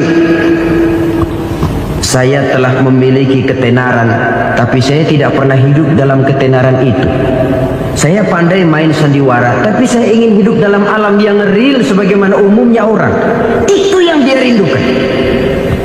Menyusul jejak yang namanya Marilyn Monroe ini, Billie Holiday, saudara kenal tentu. Di rumah sakit dirawat. Dia juga minum obat overdosis, mati lagi. Jimi Hendrix minum obat tidur overdosis kelewat batas, mati lagi. Lalu yang menghanyutkan diri di danau, Janis Joplin dan Brian Jones. Ini orang-orang populer, orang-orang terkemuka yang mengakhiri hidup secara tragis, bukan karena tidak terkenal, mungkin karena sudah saking terkenalnya. Contoh paling belakangan, Bruce Lee. Wah, ini tukang-tukang keprok tentu kenal siapa dia. Sampai sekarang pun tabir kematiannya masih merupakan misteri. Dan yang masih hidup juga menunjukkan gejala yang aneh. Michael Jackson, rumahnya di Beverly Hills itu dijaga sedemikian rupa, dan dia selalu curiga kepada setiap makanan harus steril, bersih dari segala macam kimia. Kemana dia pergi, itu tukang-tukang keprok sudah selalu menjaga dan mengawal, dan dia seakan takut menunjukkan mukanya yang asli. Hingga kalau tampil ke tengah di luar show, dia kadang memakai pakaian yang tidak menunjukkan dia yang sebenarnya, takut dikenali orang. Ternyata popularitas sering jadi momok yang meracuni kehidupan manusia. Oleh karena itu, benarlah junjungan kita pada saat beliau mengajarkan orang akan bahagia kalau dia mempunyai hati yang lapang. Nah, sekarang masalahnya untuk mendapatkan hati yang lapang, caranya bagaimana? Kita kembali kepada konsep Quran. Allah mengajarkan, ala inna bi dzikrillahi tatmainnul qulub. Ketahuilah bahwa dengan banyak mengingat Allah, hati akan tenang, jiwa akan lapang. Dengan kata lain, dekat dengan agama, merasakan kehadiran Allah dekat dalam hidup, itu muara pertama untuk mencapai hati yang lapang. Ala inna bi dzikrillahi tatmainnul qulub. Jangan macam orang sekarang ingin mendapatkan ketenangan lalu tapak di puncak gunung, di gua-gua, di tempat sepi. Iyalah kalau nggak ada ular. Kalau benar gigit ular berbisa, ketenangan belum, mati jelas itu. Islam positif untuk mendapatkan ketenangan. Ala inna bi dzikrillahi tatmainnul qulubi. Bahwa ketahuilah bahwa dengan banyak mengingat Allah, hati akan tenang, jiwa akan lapang, nuansa pikiran akan luas. Karena yang namanya bahagia ada dimanapun manusia berada. Di kampung ada bahagia, di kota ada bahagia, di ngarai, di lembah, di gunung, di hutan, di lautan, di angkasa luar, dimanapun bahagia itu ada kalau kita bermodalkan hati yang lapang ini. Dan hati akan lapang kalau kita dekat dengan agama.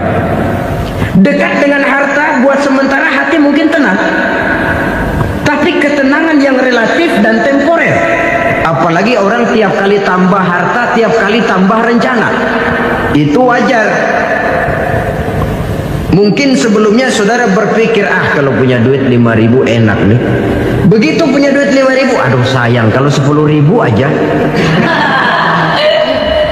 Tiap kali tambah harta, tiap kali lain rencana. Makin banyak rencana, makin menjauhkan kita dari yang namanya ketenangan.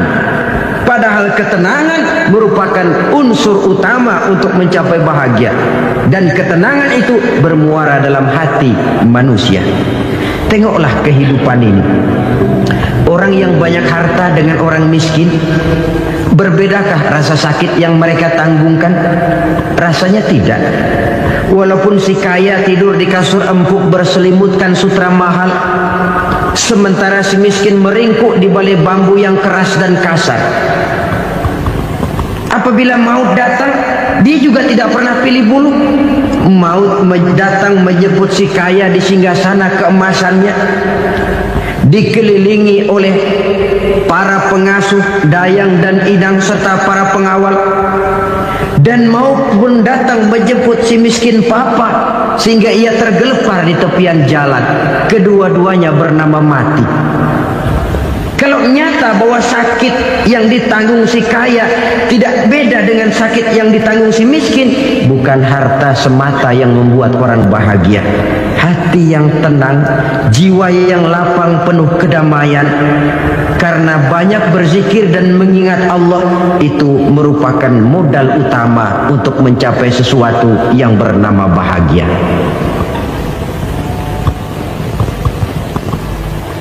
Saudara hadirin yang saya hormati, inilah yang pertama dari 4 ciri yang digambarkan oleh Nabi tentang tanda-tanda orang bahagia. Dan harus berangkat dari yang pertama ini, hati yang lapang. Ini yang harus kita miliki lebih dahulu, baru nanti akan menyusul kepada poin yang ketiga, kedua, dan selanjutnya. Sebab kalau hati sudah terisi dengan jiwa yang lapang, seluruh persoalan insya Allah akan bisa kita atasi dengan sebagaimana mestinya.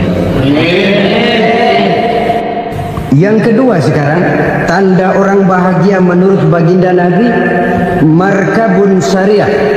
Orang bahagia itu, kata beliau, punya kendaraan biar cepat asal lancar.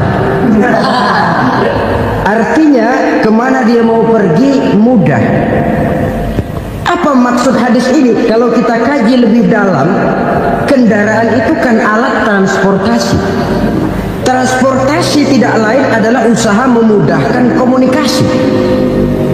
Pindah dari situ kepada teori bahwa manusia adalah zon politik, makhluk bermasyarakat yang tidak bisa memenuhi kebutuhan hidupnya secara sendirian. Kita memerlukan keberadaan orang lain dalam kehidupan ini. Untuk memakai baju saja kita sudah perlukan petani yang tanam kapas, pabrik yang memintal kapas jadi benang, pabrik yang menenun benang jadi kain, sampai kepada mesin jahit, sampai kepada tukang jahit. Itu cuma untuk memakai pakaian saja. Tidak seorang pun di antara kita yang sanggup memenuhi kebutuhan hidupnya secara sendiri. Kita perlu orang lain. Maka kebebasan dalam arti mutlak, kebebasan tanpa batas, itu tidak mungkin ada dalam kehidupan.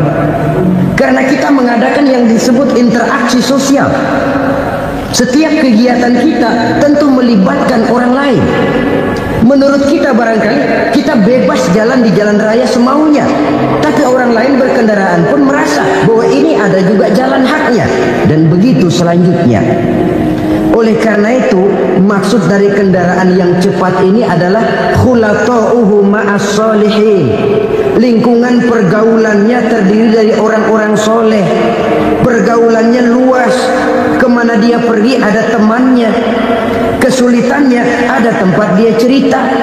Dan kesulitan kalau sudah diceritakan kepada orang lain, taruh kata orang itu tidak bisa menolong, namun menceritakannya kepada orang yang kita percayai, kan paling kurang sudah mengurangi beban jiwa, mengurangi tanggungan batin, merasa masih ada tempat kita cerita. Maka lebih baik orang awam yang mau bergaul ketimbang orang setengah alim tapi ngunci pintu.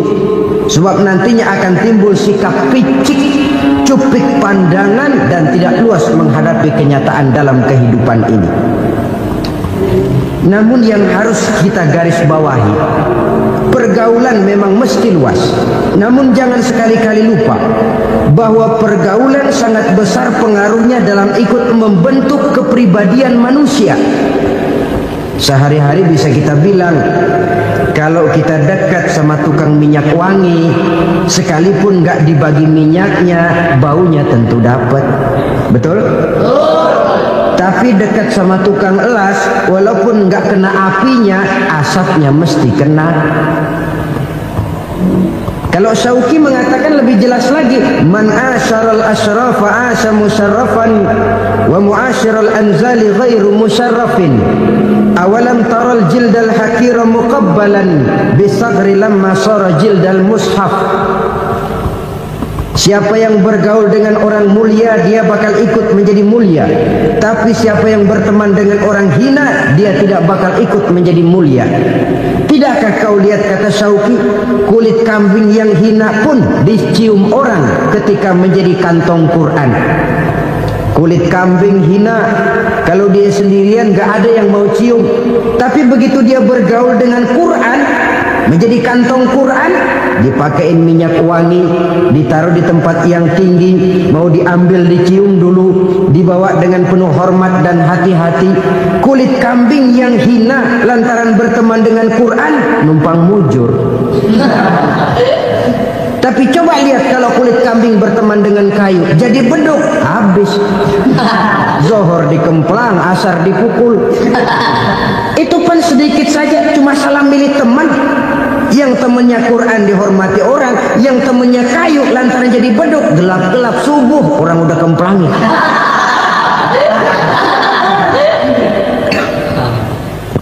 Maka terutama kepada adik-adik remaja yang masih mencari identitas diri, yang ibarat kaset masih kaset kosong, mudah diisi oleh apapun, pandai-pandailah memilih teman dalam bergaul. Karena banyak orang yang tadinya baik-baik, ketika terseret dalam pergaulan dengan orang yang tidak baik, kebaikannya menjadi lentur dan luntur. Tapi berapa banyak bajingan-bajingan tengik, orang-orang yang berlumur noda dan dosa, tiap hari melakukan maksiat, namun bergaul dengan orang yang baik-baik, pada akhirnya sedikit demi sedikit beringsut dan berangsur dia terbiasa mengikuti kebaikan-kebaikan. Saya tekankan ini kepada remaja karena mereka masih mencari identitas diri. Apa yang mereka lihat mereka mau, apa yang mereka dengar mereka ingin tahu. Coba lihat kehidupan remaja. Pulang nonton film Rambo, pengen jadi Rambo, gagah, maunya belekai melulu. Pulang nonton film Superman, pengen bisa terbang. Pulang nonton India, nyanyi melulu. Wajar, mereka masih mencari identitas diri. Saya ini sebenarnya siapa? Lingkungan, pergaulan akan membentuk itu. Karena itu pandai-pandailah bergaul, karena ia sangat besar pengaruhnya dalam ikut membentuk kepribadian manusia.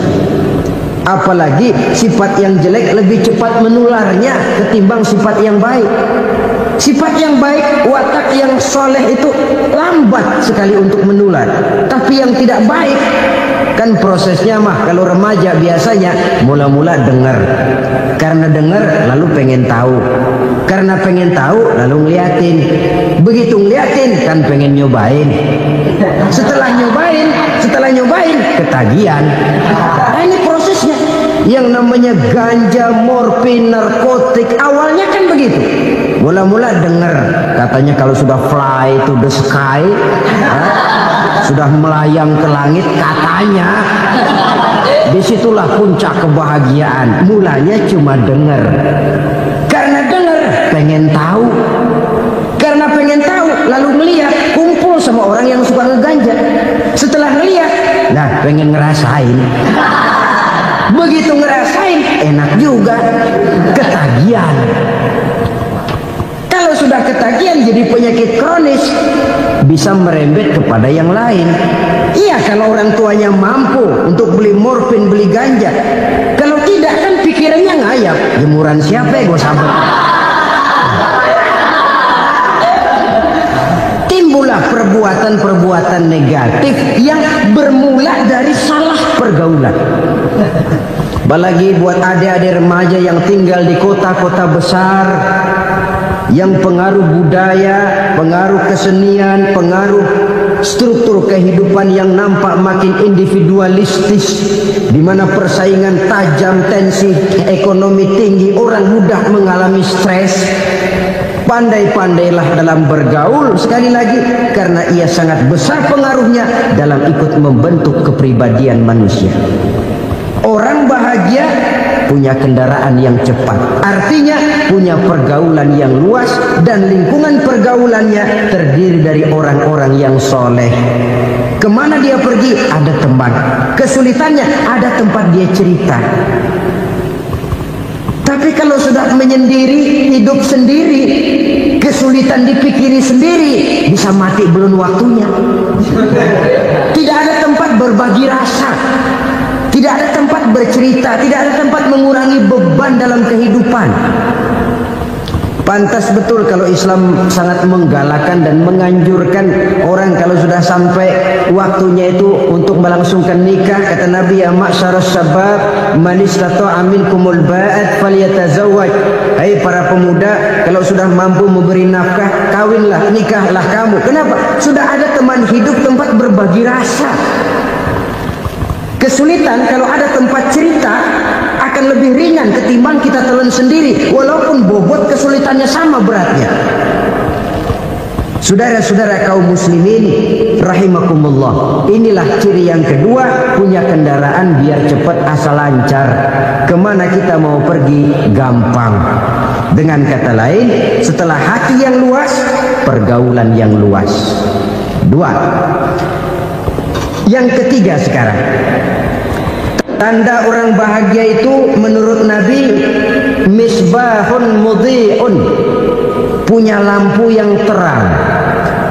Oh, itu enggak problem. Sekarang sudah zamannya listrik masuk desa, Pak.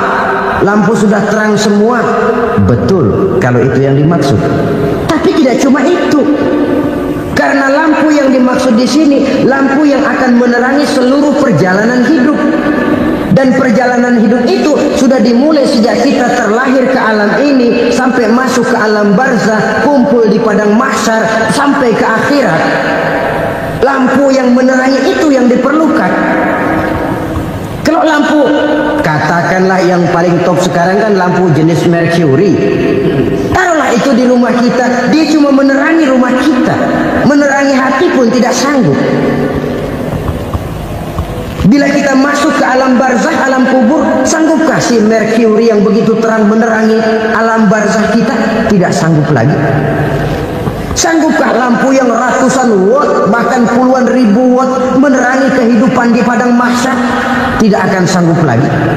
Kalau demikian, yang dimaksud lampu yang terang di sini apa? Tidak lain amal soleh, kebajikan yang kita lakukan dalam hidup.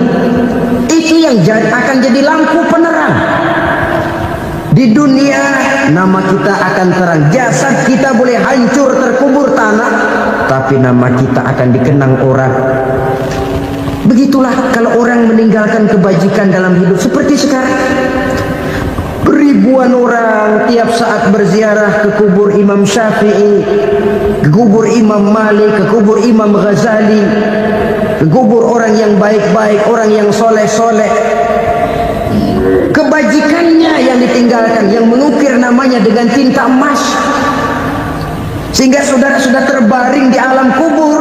Orang lewat, Allah, ini kuburannya Fulan bin Fulan, dulu ini kebaikannya Masya Allah, saya ikut merasakan. Mari kita mampir sebentar, kita Fatihah, mohon disampaikan Allah pahalanya kepada almarhum. Al-Fatihah. Itu kalau orang baik-baik. Lalu saudara tanya, Pak, orang mati dikirimin Fatihah apa nyampe pahalanya? Saya jawab, kalau saudara nggak percaya, mati dulu dah. Nanti saya Fatihain, tungguin di sana. Umpama nggak sampai, balik lagi kemari. Sekarang ini kan maunya otak-otakan saja. Kalau nggak masuk otak, nggak percaya. Padahal alam gaib itu nggak bisa diotak-otakin. Sama saja dengan saudara pernah dengar cerita kapal tanpa emas tenggelam kan? Pernah nggak? Di mana? Di laut Masalembo. Begitu ke Tampo Mas tenggelam, ratusan penumpang itu terjun ke laut, dipermainkan gelombang, berjuang menghadapi maut itu. Orang lagi timbul tenggelam di lautan, dihantam ombak, kita tengokin pakai helikopter. Pak, Lagi timbul tenggelam ya? Iya, tolongin. Jangan khawatir Pak nih, saya kirim intan Pak, harganya 10 juta. Kira-kira orang yang timbul tenggelam di laut senang nggak? Kan mahal toh intan 10 juta. Kenapa dia nggak senang? Karena intan 10 juta dalam kondisi seperti itu tidak sanggup menyelamatkan dia. Dia akan girang kalau dikirimin ban mobil bekas, dikirimin papan terentang atau bambu. Intan yang 10 juta dia nggak girang, ban mobil bekas yang 1000 perak tuh pegang, itu yang dia girang betul. Inilah sebabnya Nabi berkata, mal mayyitu fi qabrihi illa kal ghariqil mutaghawwis. Orang yang meninggal di alam kuburnya seperti orang timbul tenggelam di lautan. Yantaziru da'watan min ahli, menunggu doa dari keluarganya yang masih hidup. Duh, bapak saya sudah meninggal, saya sayang benar sama dia. Kirimin kulkas ke kuburannya. Itu sama saja dengan tadi orang tenggelam di lautan dikirimi intan yang harganya 10 juta, tidak sampai. Begitulah kalau kebajikan yang kita tinggalkan dalam hidup, sudah mati pun kubur kita masih diziarahi orang. Tapi kalau jahat yang kita tinggalkan, boro-boro lah orang mau doa lewat dekat kuburan kita juga serem. Tuh bajingan no, dulu mati dipendem di situ tuh. Jangan lewat situ, ntar kesurupan, jangan. Lewat saja orang ngeri. Konon lagi membacakan Fatihah dan mengirimkan doa. Hidup pada hakikatnya adalah kesempatan untuk berbuat baik. Maka sekali kesempatan itu diberikan, manfaatkan dengan sebaiknya. Sebab kesempatan kedua tidak akan pernah ada. Kesempatan berbuat baik di sini, di akhirat sudah pembalasan namanya.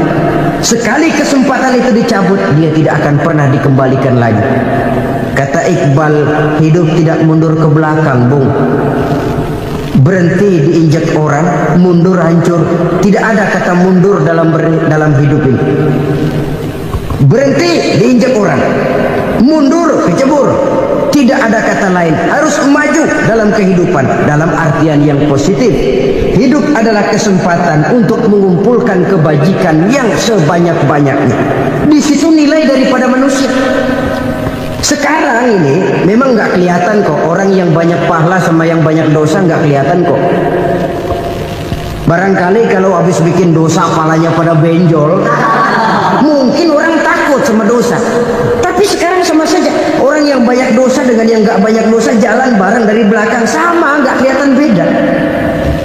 Tapi ada waktunya di mana pahala memegang peranan, di mana dosa diperlihatkan.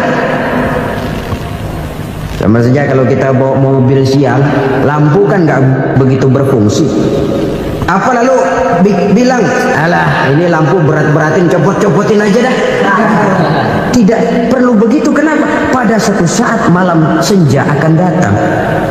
Bila matahari terbenam, senja pun datang, gelap mulai merayap, disitulah baru terasa perlunya lampu. Pahala begitu. Sekarang orang yang nggak ada pahalanya nggak kelihatan dalam kehidupan. Tapi pada suatu saat senja kehidupan akan datang. Ajal merenggut nyawa, malam merayap, dan hidup mulai diliputi kegelapan di alam barzakh. Dikala itu kalau nggak punya lampu, alangkah malangnya kita. Sebab amal yang baik, kata Nabi, di alam barzakh itu akan diciptakan menjadi perempuan yang cantik menemani kita. Amal yang jahat akan menjadi orang yang paling jelek nemenin kita. Sudah di tempat gelap yang nemenin jelek.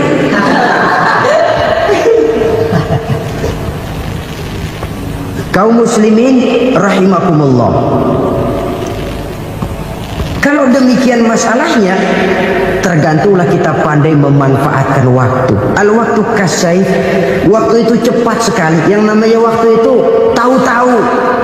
Tahu-tahu udah tahun 87. Tahu-tahu udah begitu. Tahu-tahu yang kemarin anak-anak, sekarang udah pada punya anak. Tahu-tahu saja itu. Begitu cepat waktu berlalu. Kalau tidaklah pandai kita memanfaatkannya, akan rugi kita. Nabi bersabda, "Man kana yaumuhu khairun min amsihi fahuwa rabih." barang siapa yang hari ini lebih baik daripada hari kemarin, itu orang untung. Hari ini lebih baik daripada kemarin, bulan ini lebih baik dari bulan kemarin, tahun ini lebih baik dari tahun kemarin, itu orang yang beruntung. Tahun kemarin sembahyangnya maghrib doang, sekarang udah tambah isya. Tahun kemarin cuma Idul Fitri aja ngancem bener, sekarang udah tambah Jumat, lalu tambah lagi maghrib, tambah lagi isya, dan selanjutnya. Hari ini lebih baik daripada kemarin, itu orang yang beruntung. Wa man kana yaumuhu mithlu amsihi fahuwa khasir. Lalu barang siapa yang hari ini sama saja dengan hari kemarin, itu orang rugi. Hari ini sama dengan kemarin, rugi itu. Bulan ini begitu, bulan kemarin begitu, tahun ini begitu, tahun lalu juga begitu. Rugi itu orang. Rugi apa? Rugi umur. Umur tambah, amalan gak pernah tambah. Dan saya pikir lebih merupakan azab ketimbang nikmat kalau orang dikasih panjang umur cuma untuk numpuk dosa. Mending mana? Panjang umur banyak dosa sama pendek umur dikit dosa? Mending mana? Mending mana? Ya, paling mending tentu panjang umur banyak pahala. Tapi kalau tidak, sekali lagi, lebih merupakan azab ketimbang nikmat kalau orang diberikan panjang umur tapi cuma untuk sekedar menumpuk dosa. Kehilangan kesadaran bahwa dunia bukan terminal akhir dari satu perjalanan. Dia cuma halte di mana kita berhenti sebentar untuk menuju kepada terminal yang hakiki. Saudara-saudara kaum muslimin rahimakumullah, inilah lampu yang akan menerangi kehidupan. Amal yang kita lakukan di dalam kehidupan. Jadi yang dimaksud dengan lampu yang terang, kebajikan yang kita kerjakan dalam hidup. Nah, setiap orang di awal tadi saya bilang ingin bahagia. Bahagia itu kan hakikatnya kumpulan senang dan selamat. Senang, selamat. Apa bedanya? Senang tapi tidak selamat, nggak bahagia. Selamat tapi nggak senang, nggak bahagia orang. Contoh, kalau orang korupsi, duitnya banyak, senang dia, tapi keselamatannya. Ada tentara baris di samping rumahnya udah bingung, padahal tentara latihan. Tentara cuma latihan, dia bingung. Senang, tapi karena keselamatannya tidak terjamin, dia tidak bahagia. Sebaliknya pegawai negeri jujur benar, cuma segaji-gajinya, selamat gak korupsi, tapi melarat, ya gak bahagia juga, kurang senang. Kesenangan dan keselamatan untuk dunia saja, ya, sekali lagi, kalau cuma sekedar untuk dunia saja, bisa dibeli pakai uang. Bisa dibeli pakai uang.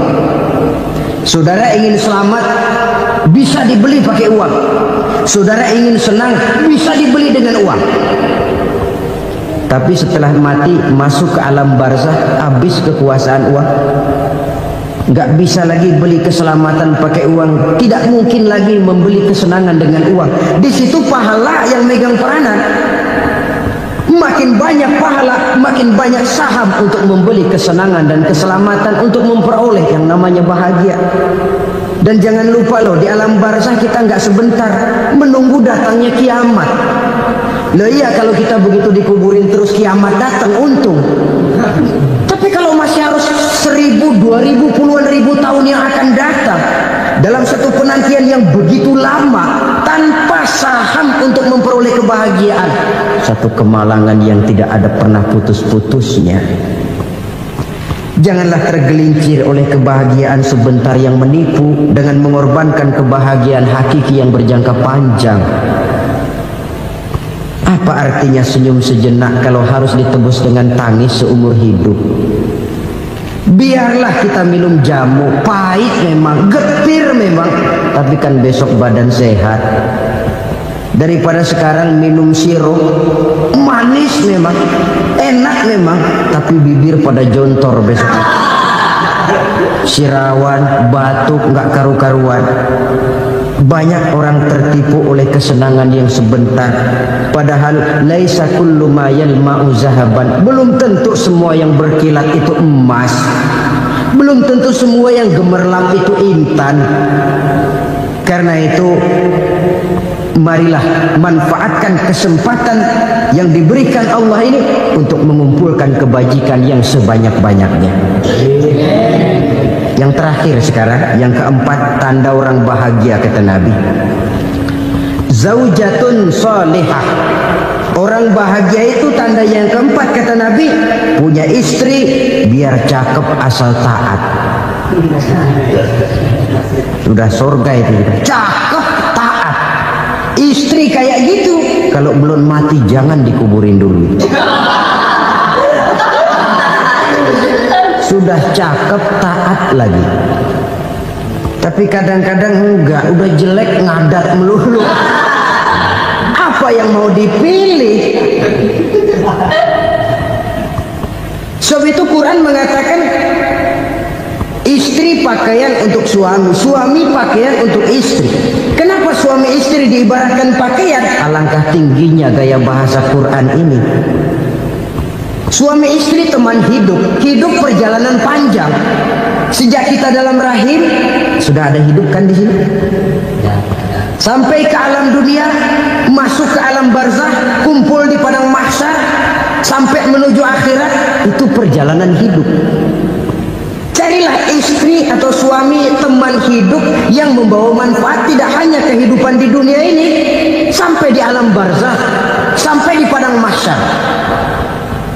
Suaminya mungkin meninggal lebih dulu atau istrinya mungkin meninggal lebih dulu, tapi suami atau istri yang masih hidup berbuat kebajikan. Suami saya meninggal, ada hartanya, saya sedekahkan, niat pahala untuk almarhum suami saya. Ini teman hidup, tidak dibatasi dan tidak bisa dipisahkan oleh maut sekalipun. Zohirnya mungkin pisah, badannya mungkin pisah, tapi hatinya, jiwanya, kebersamaannya dalam menghadapi kehidupan. Karena itu saudara-saudara, bahasa Quran indah. Suami istri diibaratkan seperti pakaian. Apa fungsi pakaian? Pertama, pakaian jadi kebanggaan. Artinya suami harus menjadi kebanggaan istri, istri harus jadi kebanggaan suami. Yang kedua, pakaian itu kan fungsinya menutup aurat. Artinya sesama suami istri harus saling menjaga kekurangan masing-masing. Jangan malah sesama suami istri saling membongkar rahasia dan aibnya sendiri-sendiri. Istrinya diceritain jeleknya di mana-mana, atau suaminya dibongkar rahasianya di pasar umum. Itu sudah tidak lagi berfungsi sebagai pakaian. Kenapa semua ini diperlukan? Karena kita menyadari bangsa yang baik terdiri dari masyarakat yang baik. Masyarakat yang baik merupakan susunan dari warga yang baik. Warga yang baik adalah terdiri dari rumah tangga yang baik. Dan rumah tangga yang baik merupakan susunan dari pribadi yang baik. Dari situ langkah dimulai. Membangun satu bangsa yang baik diawali dengan membangun rumah tangga yang baik, dengan menciptakan pribadi-pribadi yang baik. Sehingga dari sini diharapkan berkembanglah nilai-nilai kebaikan. Orang akan bahagia mempunyai istri yang soleh.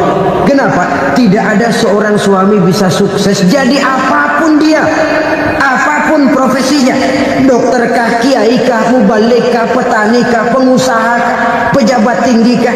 Tidak ada seorang suami yang bisa sukses tanpa peran serta istrinya. Walaupun memang peranan itu tidak begitu kelihatan, tapi sangat menentukan.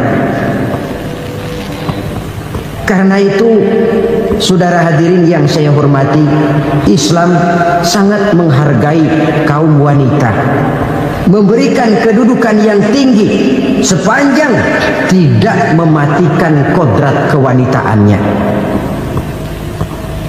Nah, kalau sudah kesuksesan ini diawali dari rumah tangga, karier di masyarakat mudah untuk dikejar.